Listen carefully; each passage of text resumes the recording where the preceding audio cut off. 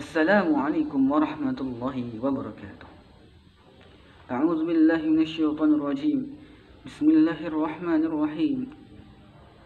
Rabbi shrah li sadri wa yassir li amri wahlul 'uqdatam min lisani yafqahu qawli. Alhamdulillahilladzi an'amana bi ni'matil iman. An'amana bi ni'matil islam. An'amana bi ni'matil hidayah. أنعمنا بالتوفيق ورحمة الذي أرسل رسوله بالهدى ودين الحق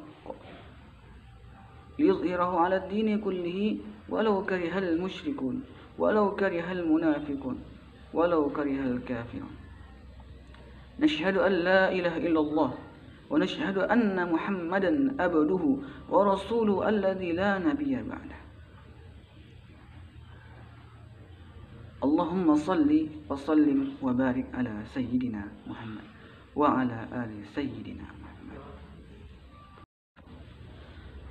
Qala Allah Ta'ala fi kitabihil karim ba'da a'udzu billahi minasyaitonir rajim. Bismillahirrahmanirrahim. Qul bi fadlillahi falizalika falyafrahu. Wa qala aidan wa ma arsalnaka illa rahmatan lil alamin. Sadaqallahul azim wa sadaqa Rasulullah Nabiyul Karim wa nahnu ala zalika minasy syahidin wasyakirin walhamdulillahi rabbil alamin. Ikhwani fillah rahimani wa rahimakumullah.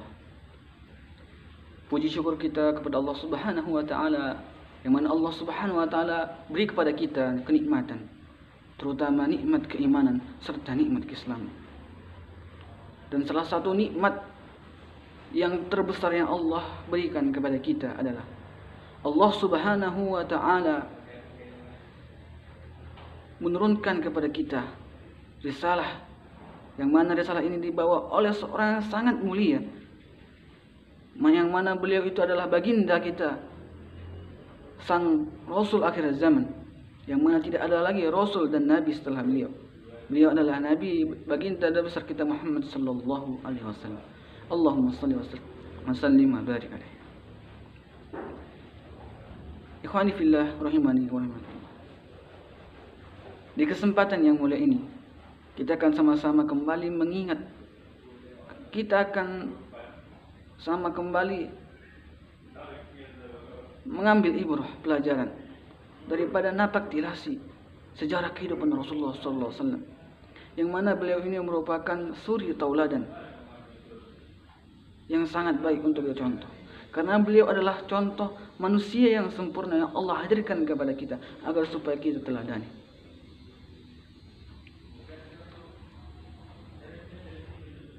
Ikhwani fillah rahimani wa rahimakumullah. Bertepatan di hari ini, yaitu tanggal 12 Rabiul Awal, yang mana pada waktu inilah atau pada tanggal inilah Nabi yang sangat mulia, hamba Allah Subhanahu wa ta'ala yang paling mulia di permukaan bumi, di permukaan bumi dan langit, yang mana hamba Allah yang paling mulia adalah beliau dilahirkan pada malam itu, yang mana kita sebagai umat beliau yang mencintai beliau mengingat beliau. Nabi Muhammad SAW dilahirkan pada bulan Rabiul Awal pada tanggal 12, tepat pada hari Isnin. Beliau merupakan anak dari seorang yang sangat mulia pula, yaitu Abdullah bin Muttalib bin Hashim. Abdullah bin Abdul Muttalib bin Hashim. Dan ibu beliau merupakan seorang wanita yang sangat mulia pula. Nama ibu beliau adalah Aminah binti Wahab. Keduanya, silsilah beliau berdua bertemu sampai kepada kakeknya Nabi Muhammad SAW, yaitu Kilab. Nabi Muhammad SAW dilahirkan di kota Makkah. Ketika itu Makkah bukanlah apa-apa.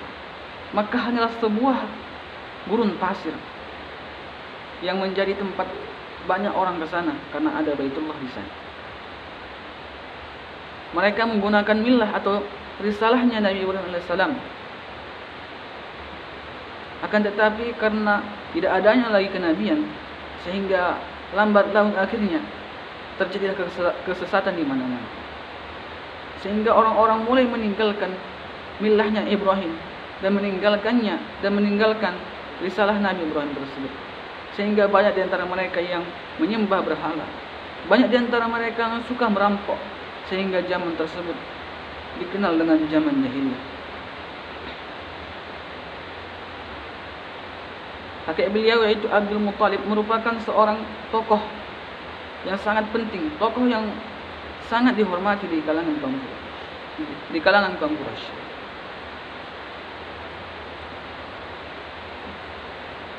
Ketika anak beliau yaitu Abdullah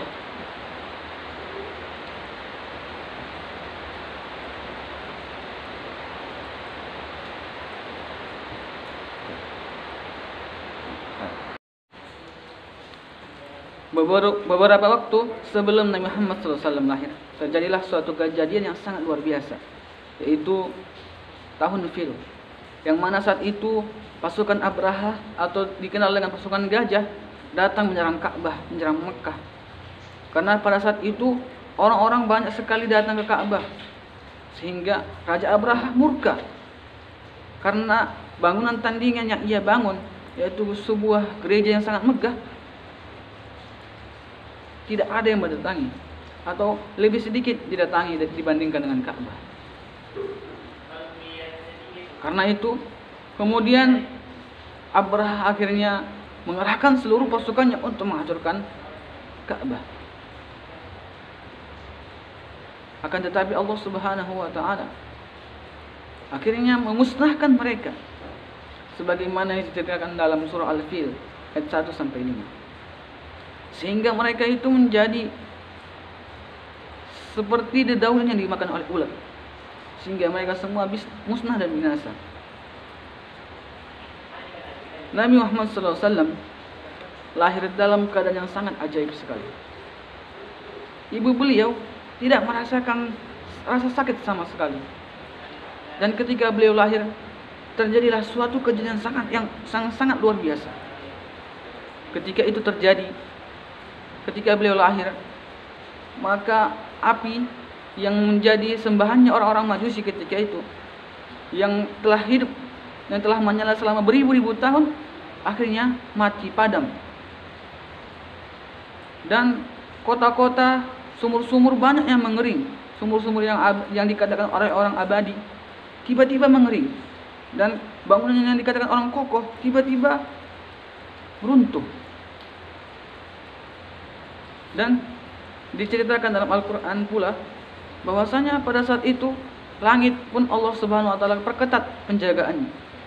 Dahulu kala sebelum Nabi Muhammad SAW lahir, para jin, para syaitan bisa mengambil informasi, mendapatkan informasi dari langit. Akan tetapi setelah beliau lahir, sebagai kekhususan dari Allah Subhanahu wa taala bagi umatnya, maka Allah Subhanahu wa taala memperketat penjagaan langit, sehingga tidak ada lagi syaitan, tidak ada lagi jin yang dapat menembus. Hal ini sesuai dengan surah Al-Jin ayat 7 sampai ayat 11. Nabi Muhammad SAW diberikan nama oleh kakek beliau yang sangat mulia pula, yaitu Abdul Muthalib. Beliau diberikan nama yaitu Muhammad, yang mana nama ini tidak pernah diberikan kepada siapapun sebelumnya, yang mana artinya adalah seorang yang terpuji, Muhammad, atau dalam nama lain Ahmad.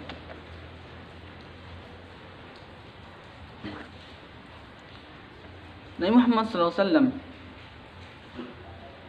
ketika kecil, maka sebagaimana tradisi orang-orang Arab, setelah ia disusui oleh ibunya, kemudian ia diserahkan kepada ibu susuannya. Ibu susuan beliau pertama kali adalah Suwaibah. Dia itu menyusui Nabi SAW pertama kali, sampai akhirnya sebagaimana tradisi orang-orang terdahulu, mereka menyusukan anak mereka kepada orang-orang kampung. Pada saat itu diberikanlah anak itu disusukan kepada Halimatus Sa'diyah, seorang miskin yang datang menggunakan unta yang sangat kurus, dan mereka merupakan orang miskin yang hanya memiliki kekayaan berupa kambing yang sangat kurus pula. Akan tetapi dengan kebesaran hati mereka pun membawa Nabi Muhammad SAW pergi menuju ke rumah. Akhirnya Nabi Muhammad SAW yang mungil itu, ketika itu masih kecil, dibawa oleh keluarga Halimatus Sa'diyah menuju kampungnya. Di sana terjadilah keajaiban-keajaiban, yang mana saat itu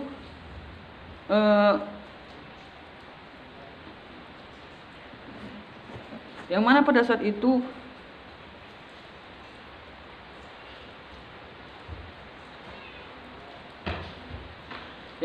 itu kambing-kambing beliau yang kurus-kurus dan unta-unta beliau yang kurus-kurus, ketika datang Nabi Muhammad SAW ke tempat itu menjadi berkah, sehingga kambing-kambing yang dahulunya kurus akhirnya semua menjadi gemuk. Unta-unta yang dulu kurus akhirnya menjadi gemuk. Kemudian akhirnya mereka pun hidup berkecukupan. Nabi Muhammad SAW pun akhirnya tumbuh menjadi anak yang sangat lincah, anak yang sangat cerdas dan lihai, karena ia dibesarkan dengan kesungguhan hati dan keikhlasan yang sangat luar biasa dari seorang Halimatus Sa'diyah sebagai seorang pengasuh Nabi Muhammad SAW.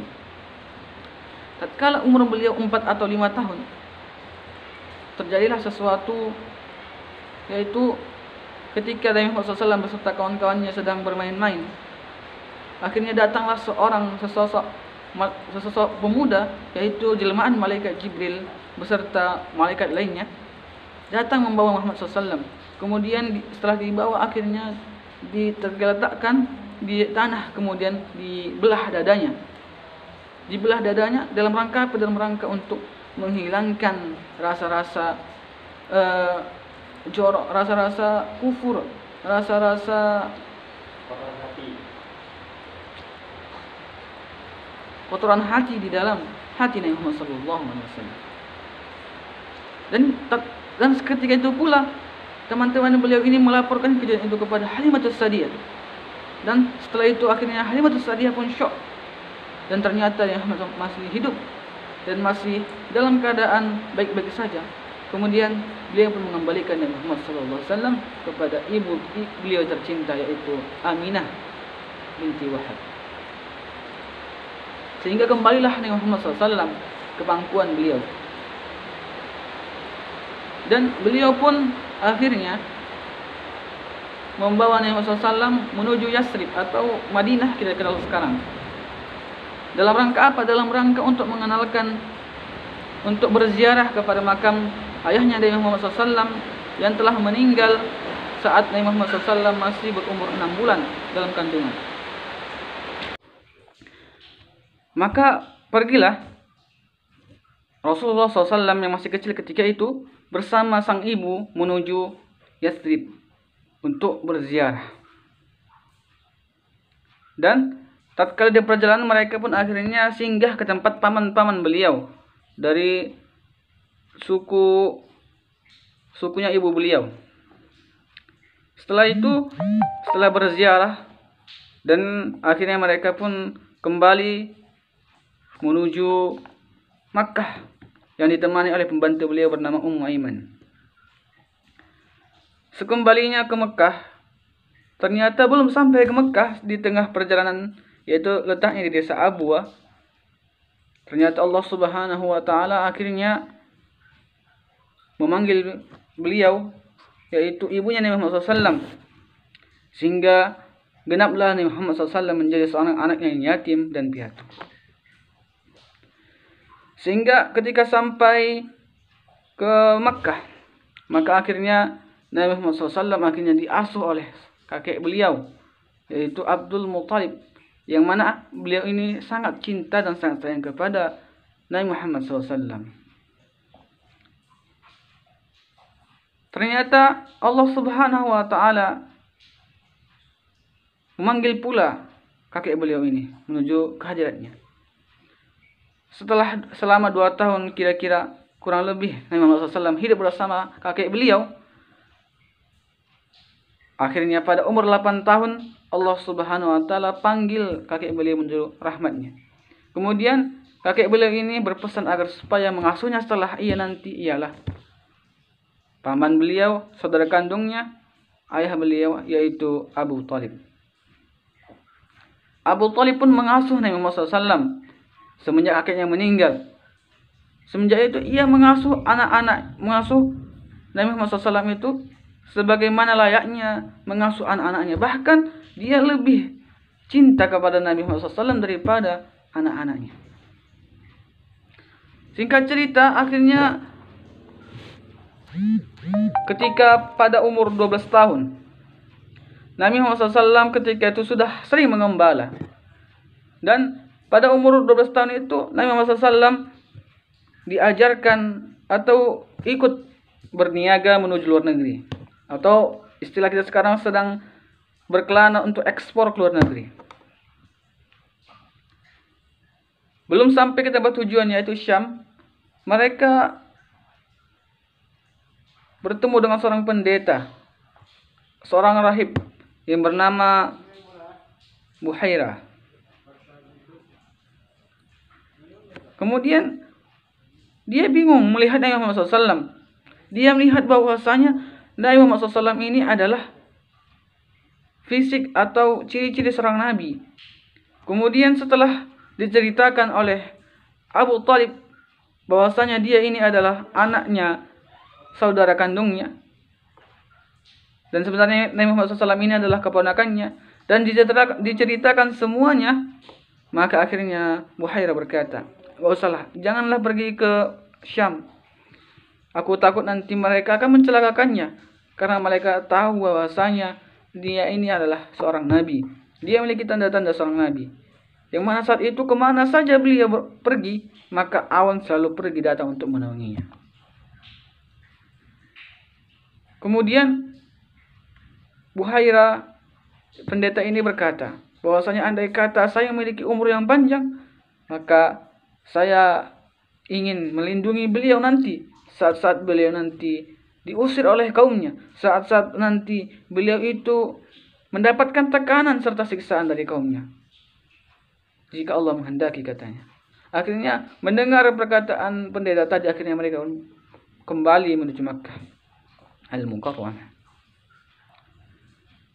Sehingga itu Nabi Muhammad SAW tumbuh menjadi seorang pebisnis, seorang pedagang yang sangat luar biasa. Akan tetapi beliau memiliki satu kelebihan di antara orang-orang Makkah yang lainnya. Beliau memiliki satu hal yang sangat luar biasa. Beliau sangat jujur dalam perdagangan. Akan tetapi dengan kejujuran beliau ini, bahkan beliau mendapatkan keuntungan yang sangat luar biasa besar. Sampai ketika umurnya hampir mencapai 25 tahun, akhirnya beliau pun bekerjasama dengan Khadijah untuk berbisnis. Akan tetapi beliau ini berbisnis tidak seperti kebanyakan orang jahiliyah, yang mana mereka itu banyak kecurangannya. Mereka meletakkan barang-barang yang buruk di paling bawah, kemudian barang-barang yang terbaik, sehingga orang mengira bahwasanya semua barang itu baik. Akan tetapi Nabi Muhammad SAW jujur, dan beliau mengatakan ini baik dan ini yang buruk. Akan tetapi dengan itu orang semakin tertarik kepada Nabi Muhammad SAW. Seorang pembantu Khadijah pun akhirnya menyampaikan hal itu kepada Khadijah, karena Khadijah heran, terkejut, karena belum pernah selama ia berdagang mendapatkan keuntungan yang sangat besar melebihi daripada ini.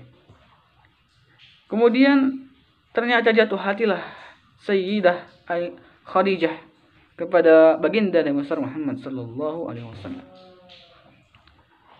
Jatuh hati beliau ini merupakan seorang yang janda kaya raya yang sangat cantik walaupun berumur 40 tahun. Akhirnya beliau pun mengutus utusannya untuk melamar Rasulullah SAW. Untuk melamar Rasulullah SAW. Akhirnya Rasulullah SAW pun melamar beliau dan berlangsunglah pernikahan di antara Rasulullah SAW dengan istri beliau Sayyidah Khadijah. Sebagaimana yang kita tahu, Sayyidah Khadijah merupakan istri yang sangat dicintai oleh beliau. Dari perkawinan beliau dengan Sayyidah Khadijah, maka lahirlah anak-anak beliau, Sayyidah Fatimah, Sayyidah Ruqayyah, Sayyidah Ummu Kulthum, Sayyidah Zainab, Sayyid Ibrahim, Sayyid Qasim dan Sayyid Abdullah. Dan ketika itu Rasulullah SAW melihat perkembangan umat yang sangat luar biasa bobroknya. Akhirnya beliau pun beruzlah atau menyendiri, berkhaul di sebuah bukit yang lumayan tinggi bernama Gua Hira. Di sana beliau bertafakkur, memohon petunjuk dari Allah Subhanahu wa taala. Pada Ramadan ketiga, akhirnya Allah Subhanahu wa taala menurunkan jawaban, yaitu Allah turunkan wahyu melalui Jibril alaihissalam, yaitu surah Iqra 1-5. Tatkala turun Jibril membawa wahyu kepada Nabi Muhammad SAW, maka dikatakan kepada Muhammad, Iqra. Nabi Muhammad SAW hanya menjawab, "Ma ana biqari." Saya tidak bisa membaca. Akhirnya Jibril alaihissalam mengatakan, Iqra bismi rabbik. Bacalah dengan nama Tuhanmu. Akhirnya dibacalah ayat tersebut sampai habis. Ini adalah wahyu pertama yang diturunkan kepada Muhammad SAW, sang tauladan kita, sang pembawa rahmatan lil alamin. Mulai hari itu Nabi Muhammad SAW pun diangkat menjadi seorang nabi dan rasulnya Allah Subhanahu wa taala. Sejak saat itu beliau mulai mendakwahkannya walaupun dengan secara rahasia, secara sir.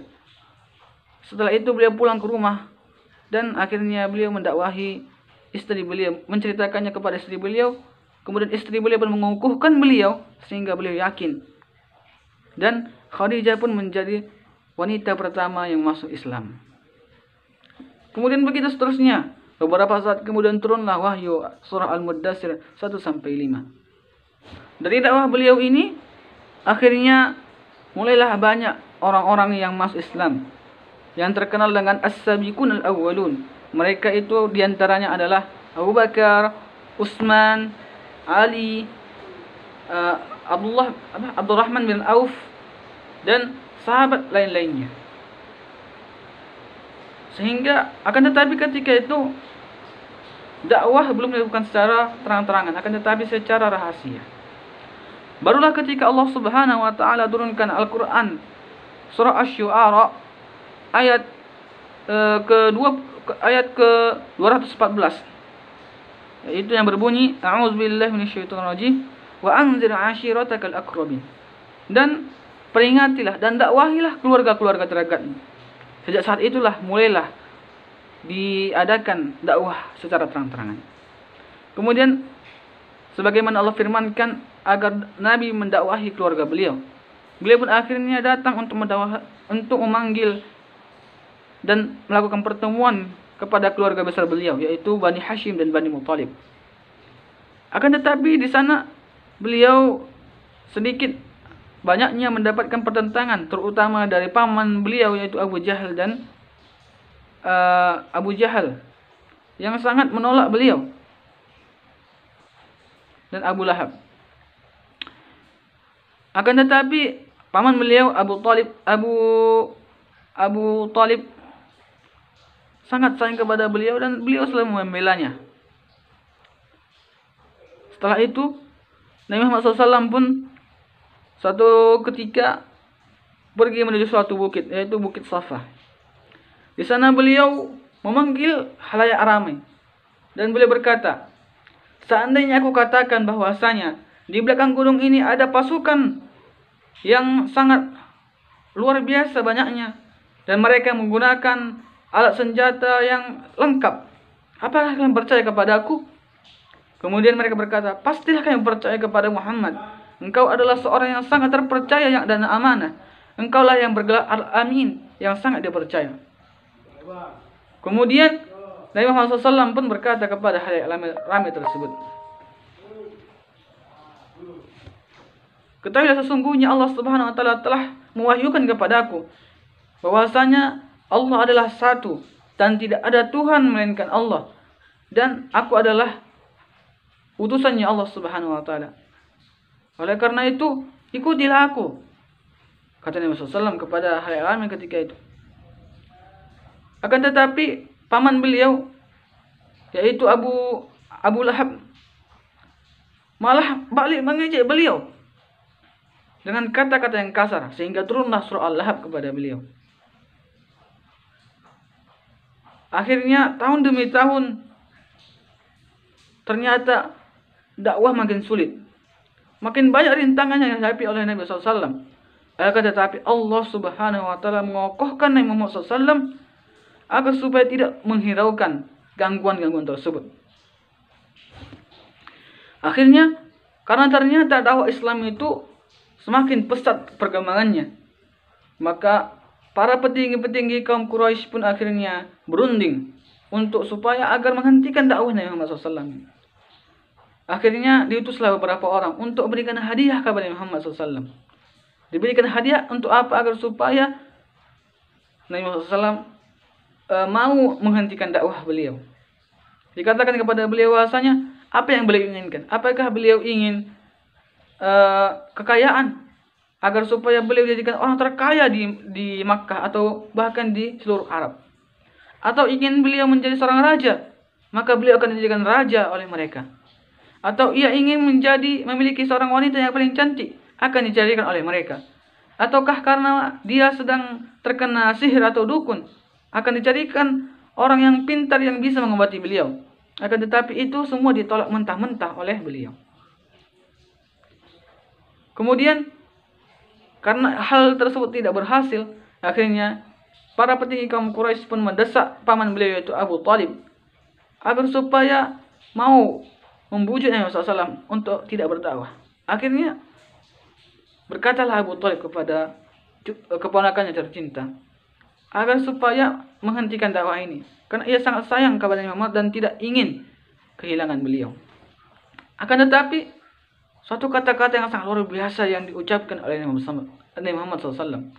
Beliau berkata, wahai pamanku, andai kata dapat mereka letakkan matahari di tangan kananku dan mereka meletakkan di tangan kiriku bulan, aku tidak akan mau melepaskan dakwah ini. Setelah itu berkatalah Abu Talib, kalau demikian wahai keponakanku, lakukanlah apa yang kau mau, maka aku akan menjadi pelindungmu. Sejak saat itu ternyata rintangan-rintangan makin sulit.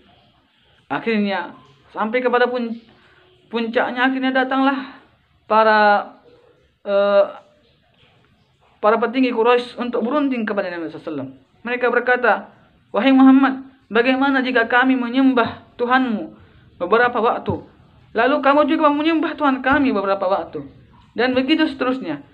Lalu jika kami menemukan siapa di antara dua ini yang bagus atau yang memang betul-betul hak, maka kami akan mengikuti. Jika Tuhan kami yang hak, maka kamu harus ikut Tuhan kami. Akan tetapi jika Tuhanmu yang hak, maka kami akan mengikuti agamamu. Akan tetapi Allah Subhanahu wa taala membantah dan menurunkan surah Al-Kafir, yaitu lakum dinukum waliyadi. Bagi kalian agama kalian dan bagiku agamaku. Dan ternyata setelah itu dakwah makin suram, makin banyak tantangan. Pada saat itu orang-orang yang masuk Islam disiksa, sebagaimana yang pernah kita dengar kisahnya, bagaimana kisahnya Ammar bin Yasir disiksa. Dan bagaimana pula sahabat Bilal bin Rabah yang sangat luar biasa imannya, walaupun beliau disiksa di tengah padang pasir, akan tetapi beliau masih mengucapkan ahad, ahad, ahad, Allah Maha Esa, Allah Maha Esa. Kemudian mulailah terbuka pintu Islam. Ketika itu Umar bin Khattab dan Hamzah masuk Islam, sehingga umat Islam dapat melaksanakan ibadah secara leluasa. Akhirnya yang dahulunya kalau orang Islam itu sembunyi-sembunyi, akhirnya mereka bisa sholat dalam Ka'bah. Akan tetapi hal ini tidak berlangsung lama, karena mereka selalu disakiti, selalu disiksa. Akhirnya beberapa Nabi pun tahu dan memerintahkan beberapa para sahabat untuk hijrah ke negeri Habasyah, di mana di sana ada seorang raja yaitu Najasyi yang sangat adil dan tidak pernah menzalimi siapapun. Kemudian dikirimlah gelombang kedua ke sana.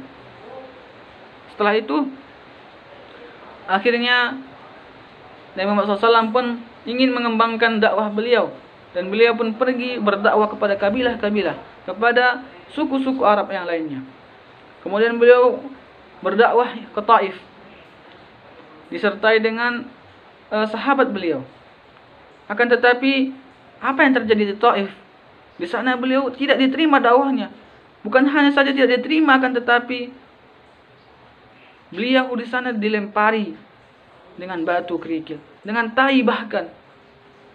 Akan tetapi beliau tetap sabar, dan beliau meninggalkan kota Taif sambil menangis. Kemudian Allah utus malaikat dan berkata kepada Muhammad, "Wahai Muhammad, apa yang akan aku lakukan?